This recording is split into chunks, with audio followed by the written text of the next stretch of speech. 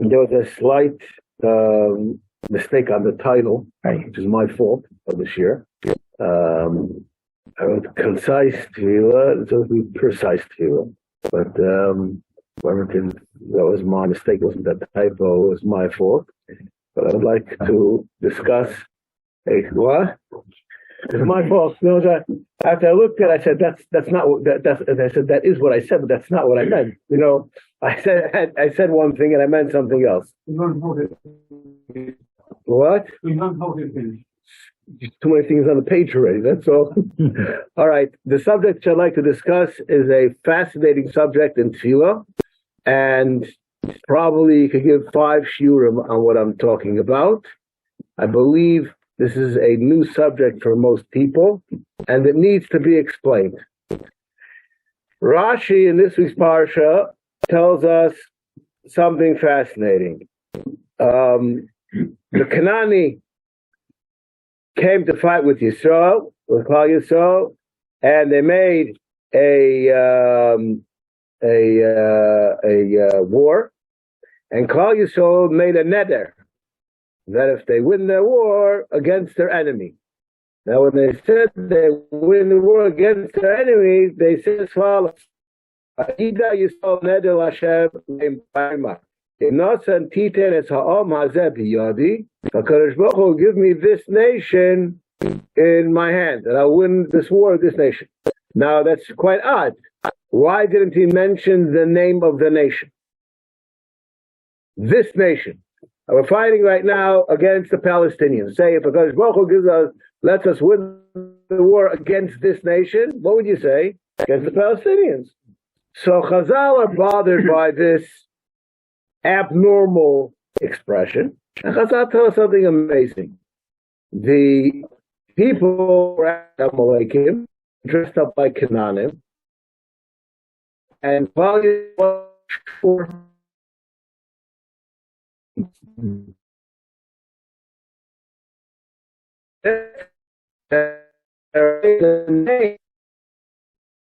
nation, the tefillah is not going to work. I'm going to read a Rashi. Vayeshev HaNegev Za'olei. V'kadesh yispal mispal v'akadosh Baruch Hu leitzes ha'knanim biyadim. They knew that HaKadosh Baruch Hu mispalo that they should win out as the Canaan because they're dressed up like Canaanim. They ain't no Canaanim. They're not really Canaan. They're really Amalekim. V'ro yisrael levusheim k'levush Amalekim. They saw that they're dressed like Amalekim. U'leshonam k'lashon Canaan. So who are they? This reminds me of Yadam Yedei Esav, right? You have one simon that says that they're Amalek, one simon says that they're Canaan. So who are they? How are you mispalo? Omru, they said mispalo stam. Shenemar nosen tites ha'om hazeh biyodi. HaKadosh Baruch Hu should give this nation. Who is this nation? Go figure it out. Go figure it out. This is very strange. This is very strange. Now, I have to build up to show this from many Mamorei Chazal, that this is not, a lot of times someone are giving a shir, and you have one Gemara says one thing, another Gemara says the other thing. So I'll ask my audience, which Gemara is the Kasha, and which Gemara is the Pashup Pshat? Right? Now, you have a question. You have 2 things which one needs to be explained? Which one is the question, and which one is the muchzik, so to speak? Yeah, you understand what I'm saying? Standard. The given, right? So is this a given in tefillah, or this is an abnormal situation? So I would like to prove to you. That this is normal. This is the way that it has to be, and I'm going to try to explain why this is so. So here we have one situation where this is said, Tatzileni na miad ochi miad Esav. Kadosh Baruch Hu, you should save me from my brother Esav. How many brothers did Yaakov Avinu have? As far as I know, he only had one.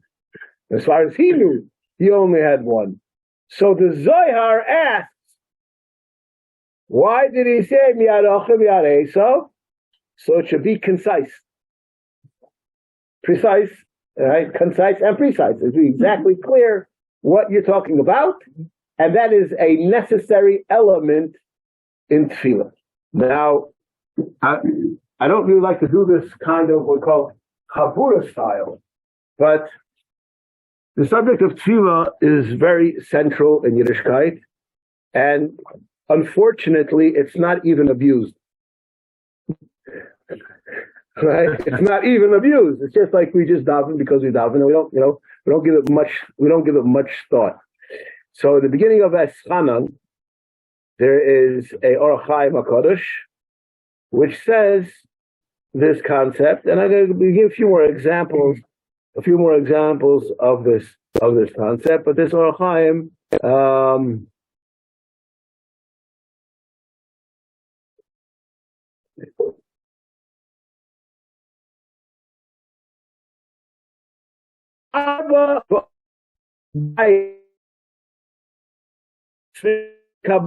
you want the tefillah to be accepted, that it should work, should do its job. There are 4 conditions. So we're about to come here just to hear this. 1.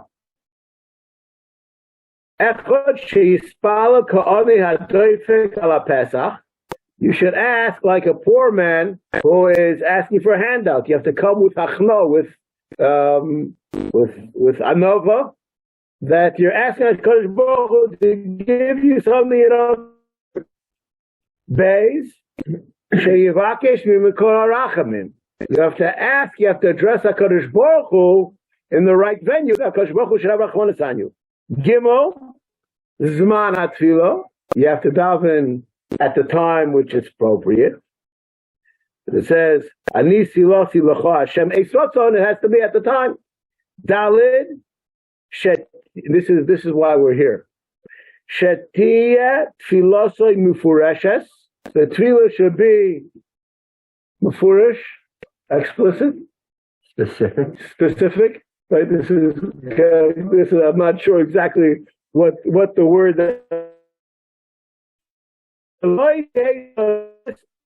Pirush bilti hagun, and there should be no way that you can weasel your way out of this tefillah you're asking for something, and to be exact. Okay, Maisa Shuba Medrash Esther, and the Medrash Esther is as follows. The Medrash Esther says there was a guy who was going on the way, and he said to Kadosh Baruch Hu, I wish I had a donkey. And all of a sudden, the poritz appeared, the goyish, a rich guy appeared, and his donkey was in the throes of giving birth, and it gave birth. And he told the Oni, take the baby donkey, carry it on your shoulders, and bring it to the city. And the Medrash says, I conclude, I asked for a donkey, and I got one. A burden. Now, I was discussing this Medrash with a friend of mine, and he starts to laugh. I said, what are you laughing about? He said, my cousin needed an air conditioner, didn't have money for an air conditioner. Jeff, this is for you. You're going to like this story. Or you're not going to like the story, I'm not sure. So we should get an air conditioner. And they came on that afternoon, and his neighbor put in an air conditioner and put the compressor on his porch. We got an air conditioner, right? So that's called, he wasn't mispalo the way that he should have been mispalo. Was his tefillah accepted? Yes. His tefillah was accepted. Based on how clear it was. But this is mind-boggling. I mean, HaKadosh Baruch Hu knows what I want, right? This is upsetting. This is a very upsetting issue, right? But this is not, again, we're not starting, it's not a strange Rashi in our Parsha. This is the given of what tefillah is, okay? Now, I like to bring another Gemara, and this Gemara is Paskin in Choshen Mishmar. So this is not just a Gemara. The halacha is as follows. Person has a sharecropper. There's different kinds of sharecroppers. Some that take percentages, some that take a certain amount of barrels of wine or bushels of wheat. There's different ways. Some goes by percentage of the crop, some goes by the set, different ways.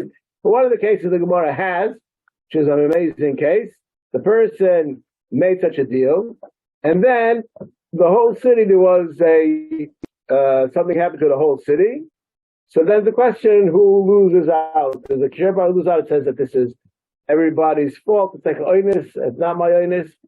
They made up, just the bottom line of the case, they made up that you should plant chitim, plant wheat. And the guy decided instead he's planting soyern, he's planting barley. And then the planted barley, and all the barley crops got ruined. So the Balabas says to the sharecropper, he says, I was mispalel that shchitim should grow. You didn't plant chitim. So you do not have the excuse to say that the whole Dika, the whole valley was destroyed because my tefillos would work. And since I daven for the wrong product, you lose out, not me, and this is what's passed in the Shulchan Aruch. Now this is ridiculous. Because we all understand that what he was being mispalel for was that whatever is really being planted should grow. This is almost as ridiculous as going to war, and you have to say that the nation that's in front of me. But this concept is a real concept, and it needs to be explained. Okay? I'll just take this, we'll go to the Hasidic Maisa with Rabbi Kiveger. For those who know history, Rabbi Kiveger was not Chassid. He was a very anti-Hasidic fellow. And the story goes, his son, Rav Shlomo Eger, came to him and asked him to be mispalo. Could be I have it exactly backwards, but it's the same story. For someone, the name was Sarah Bas Rivka. For some Yeshua that she needed, and he was mispalo, and the Yeshua didn't come. And Rav Eger was very disturbed that the Yeshua didn't come. So he called over his son, and he says, are you sure you got the name right? And he said, I'm sorry, I made a mistake. He checked it out. Her name wasn't Sarah Bas Rivka, it was Rivka Bas Sarah. So then he was mispalo with the right name, and then she had a Yeshua. This is unnerving, right? No, this is, again, this is given. This is given. I can go on. There are many examples of this throughout Shas, Poiskim, Midrashim on this issue, that the tefillah has to be precise, concise. What's the word? I know, yeah. So I just said short. I understand, but also it's clearer, right? That's so clear. Now, after I prepared this year, this morning I opened up a sefer. I sit in the Beis in the morning, and there's a sefer that I use when I'm in between people to glance at, and it has over there something, a insert that the Shulei Diskin changed the nusach of Daven on Rosh Hashanah Yom Kippur, because it says that HaKadosh Baruch Hu should be megin aleinu l'toiva, and he took throughout the word l'toiva. And the footnote which discusses this, all the old Sidurim had that word omitted. That word was put in by the Arizal, and Rabbi Shulei took it out because there's some kind of a gematria, numeric connection on the way that it goes. If you put this word in, it messes it up. So he took it out. But why did the Arizal put it in?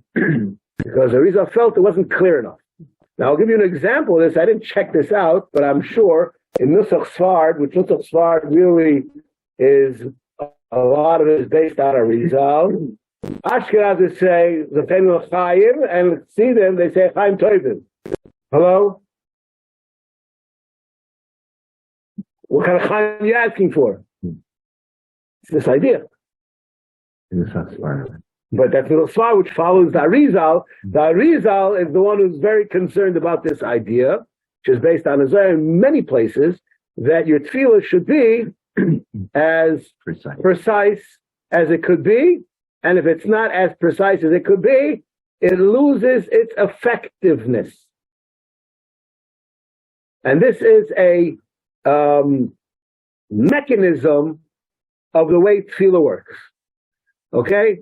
Now, yes. Don't we say, well, sometimes if you're not allowed to tell precisely, I remember learning if you want to marry a particular lady, you're not supposed to mention, please Hashem, make me work out with me between this lady and me. That's exactly wrong. It says exactly what you said, but it's exactly wrong. Because what will happen is you'll marry that lady. And you don't want to marry that lady. You want to marry the right lady for you. No, it's exactly this idea. Right? You should say, I want to marry my Basharta. That's also precise, right? But when I say I want to marry this lady, so Kosh Baruch will listen to your tefillah, you'll marry that lady. Is it Sarah? She might not be the runner. It's right one. So it's exactly wrong. I mean to say that it's exactly this point that we're talking about. That a person can, and not only that, Rashi, I right now can't recall where the Rashi is. Rashi, the fantastic Rashi, it says a person is allowed to marry somebody engaged on Rashi says bitfila, and Rashi says what will happen is he'll marry her, and then they'll get divorced and he'll end up marrying the one who's supposed to marry. But no, that guy can beat you out with his tefillah. He says, I want to marry that lady. It'll work. Forget where you want to go. Now, just to elaborate on this point, something that we know, in Rosh Chodesh benching, we say, Kadosh Baruch Hu Yimalek Kol Mishal L'Slibeinu L'Toivo. Anybody over here a masochist? Person's mispalo, Kadosh Baruch Hu, would you please give me a flat tire? Right?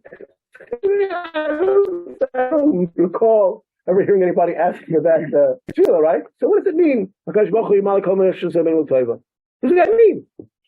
The answer is, a person thinks, I would love to have $1 million. A person would have $1 million, then he's going to become obsessed with money, and he will fly off the handle, right?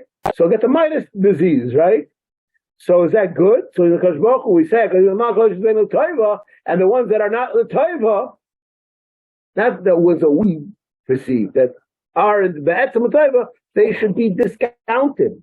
We're mispalo that our tefillas that are, we think that they're correct, that they shouldn't be correct.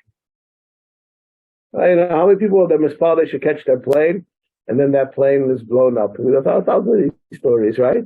We all have the tefillas that we're being mispalo for, that are for the ultimate good to be accepted, right?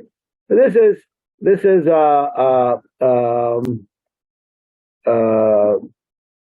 now there's a question based on the Gemara which we mentioned before, and I would like to focus on it. But this halacha that a tefillah has to be specific, is that only on a private person's tefillahs, or is that also Rabbin's tefillah? So the Gemara in Tainus says clearly, even on a Rabbin that are being mispalel, if they have two tzaras, the Gemara brings a right from a pasuk, they should only be mispalel for one thing and not for two things. For Rabbin. Even for Rabbin. Now there's a question, when is that and how is that? And I would like to right now I'm speaking. So everything I said exists. Okay. I'll repeat that last thing. I didn't there are those that say that this halacha is only by a yochid, that he has to make it concise, but a rabbin could have it general. And the Gemara seems to say not like that. And the question is, how does all this work out? So I would like to right now offer a simple understanding of these things. Now, first, I would like to start with a question which I'm embarrassed that nobody over here asked. What's the biggest raya? At least 3 times a day, we are mispalel. We say we should have what? We should have refuah, we should have parnasa, we shouldn't have people bothering us, whatever, all this 18 brachas, right? I mean, there's not 18. It's really okay. But there's the beginning, 3 in the end that are not supplications. And then after all of that, we have this Shema Kolenu. That's like a catch-all.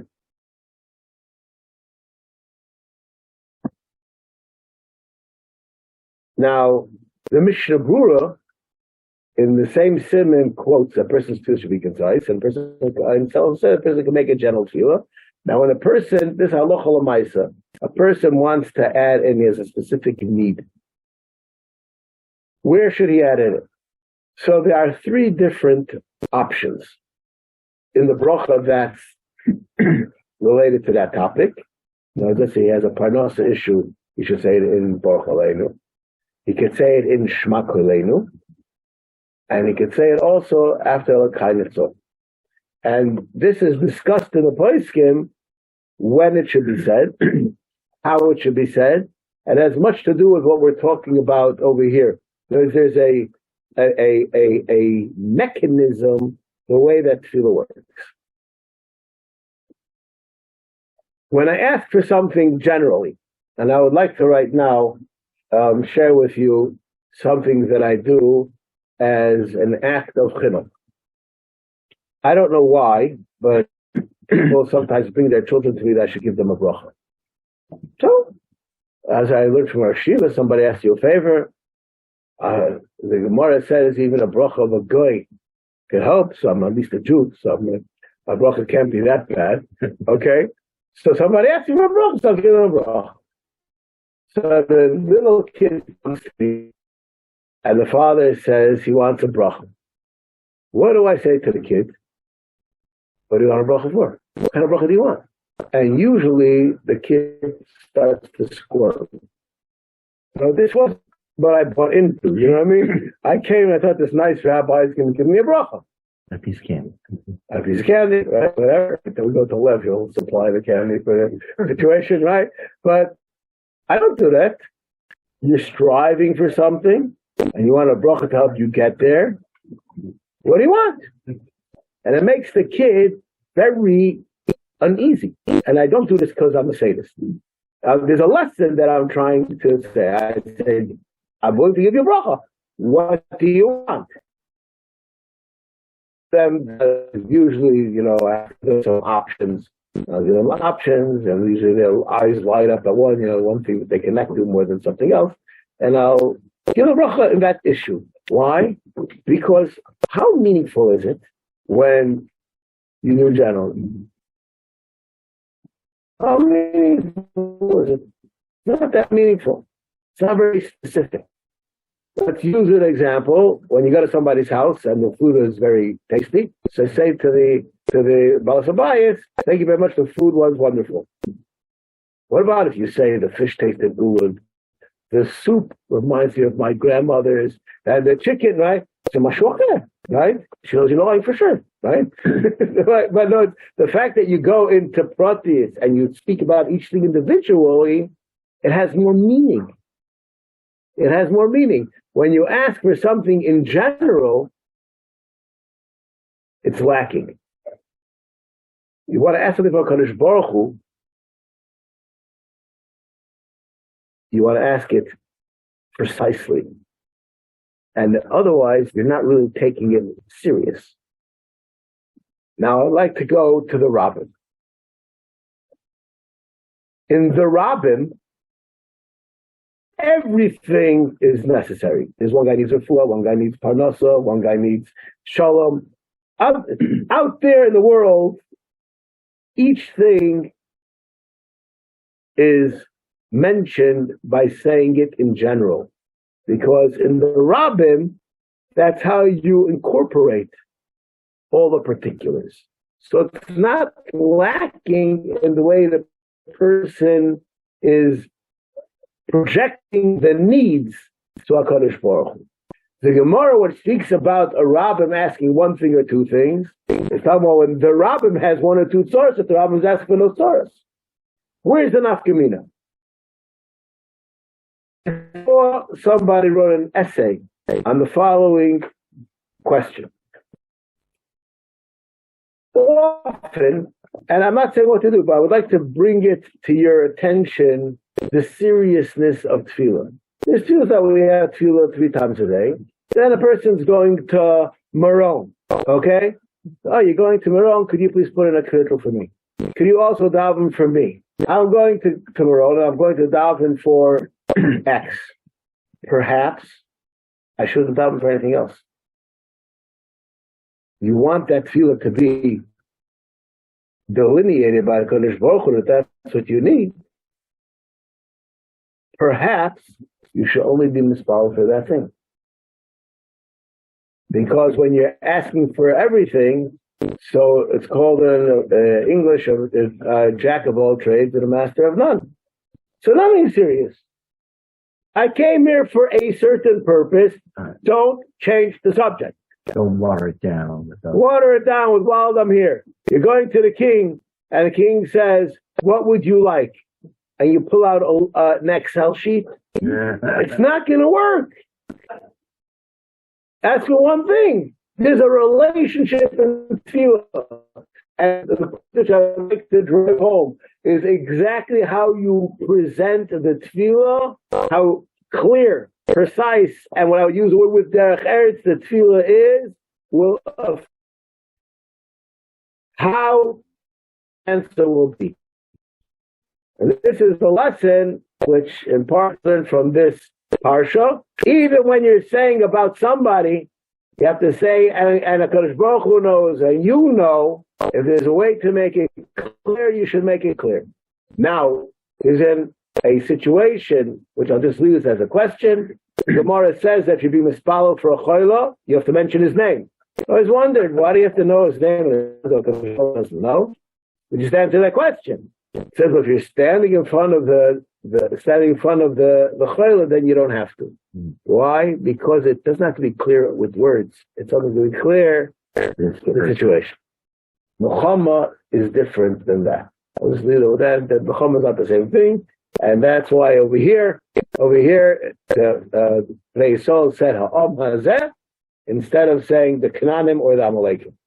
I'll just end off with the words of the first Rebbe.